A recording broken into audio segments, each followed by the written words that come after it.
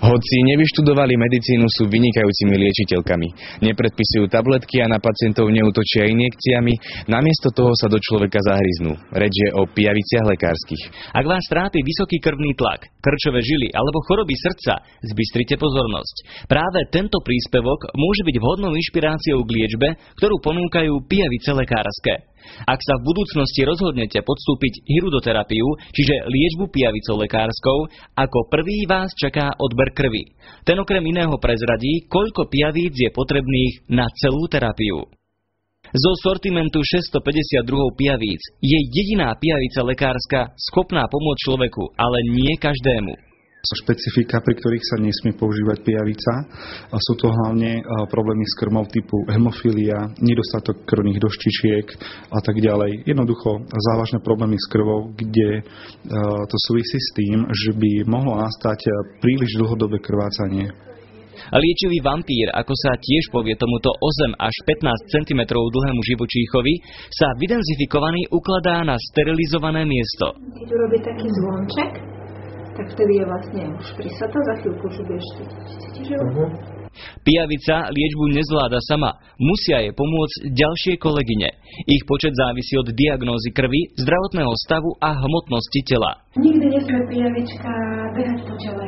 Možno niekde sa dočítate na internete, že pijavička si nájde sama svoje miesto, že sa nechá, že si nájde nejakú zónu.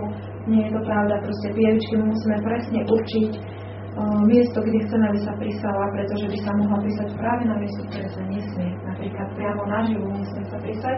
Toto zvieratko má 5 párov očí a okolo 300 zubov, ale keď sa zahryzne, človek to pociťuje iba ako uštipnutie komárom.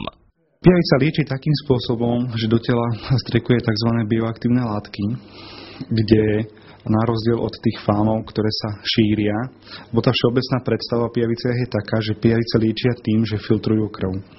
Pijavica ale krv nefiltruje. Naopak, ona do krvi práve vstrekuje obsah svojich slinných vačkov, to je ten bioaktívny komplex. A tieto látky následne spúšťajú v tele rôzne liečebné procesy. Vďaka tomu nám ustúpi bolesť, zmenšia sa opuchy, zníži sa tlak alebo sa trebárs rozpustia krvné zrazeniny. Sliny pijavíc majú protizápalové, antibakteriálne, detoxikačné a upokojujúce účinky. Pre dokonalosť stačí, aby bola pijavička prisatá približne 30 minút. Takto vyzerá ránka po obsade pijavice, ktorá vlastne tie čelústky vytvoria tvar Y.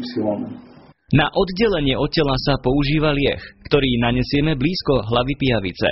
Každá pijavica odsaje 5 až 10 ml krvi. Po jej odpadnutí ešte z rany vytečie 30 ml krvi. Rany môžu krvácať 24 hodín, je to však prirodzený stav a je súčasťou liečby.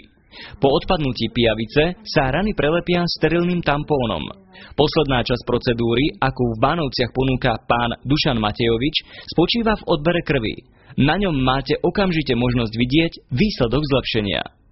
Už po 30 minútach prisatia pijavice sa tie krvinky jednoducho od seba oddelili a teraz sú pripravené spĺňať svoj účel v tele. Ak vás tento spôsob terapie zaujal a rozhodli ste sa zarandiť si s pijavicami, vedzte, že v supermarkete ich nekúpite. Predávam ich len hirudoterapeut. Pijavice momentálne sú už niekoľko desaťročí na slovenskom teritóriu v podstate vyhnuté a vyskytujú sa celosvetovo na tzv. Červenej knihe. To znamená, že z voľnej prírody aj tam, kde sa vyskytujú, čoho je už veľmi máličko, sa nesmú odchytávať a pijavice sa dochovávajú na špecializovaných farmách. Z týchto špecializovaných fariem ich potom následne odoberáme a dodávame našim terapeutom. Takže buď cez našich terapeutov alebo cez centrálnu firmu si záujemcovia môžu sa k týmto pijaviciam dostať.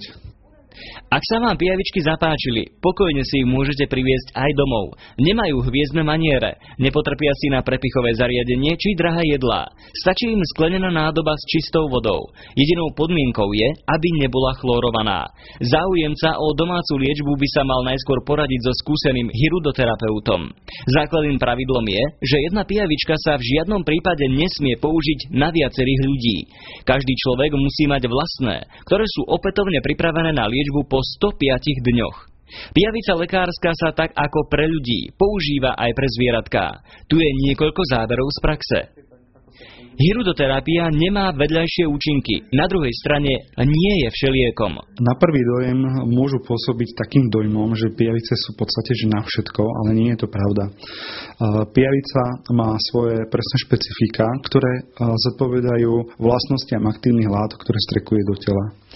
To znamená, že vlastnosti látok určujú to, čo všetko pijavica dokáže v tele poliečiť. Ako sme sa dozvedeli, tento alternatívny spôsob liečby neodsudzujú ani klasickí lekári. Práve naopak, je stále viac a viac tých, ktorí ho uznávajú.